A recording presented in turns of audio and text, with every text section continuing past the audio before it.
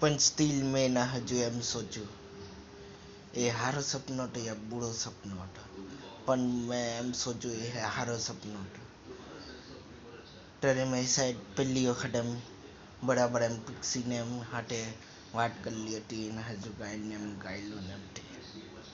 વરના તો હર બાર તો એમ ખાલી ખાતા ને એમ પીતા ને એમ બતલાવતા હતા. કોલ્ડ ડ્રિંક ને એમ હાથે પીતા ને એમ હતા, હાથે ફરવા ને એમ જાતા ને એમ તે હતા. और मैं એનો ફોટો ને એમ પાડતો હતો, અમે સેલ્ફી ને એમ પાડતા ને એમ હતા.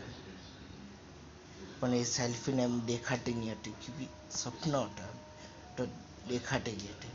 અમુક વાર દેખાઈ જાતે, અમુક વાર નહીં દેખાતે. એ રીતે એમ અમારો ફેસ હંતાઈ જાતે તો ફોનમાં દેખાતે, અગર નહીં હંતાતે તો અમારો સેલ્ફી પાડતા એમ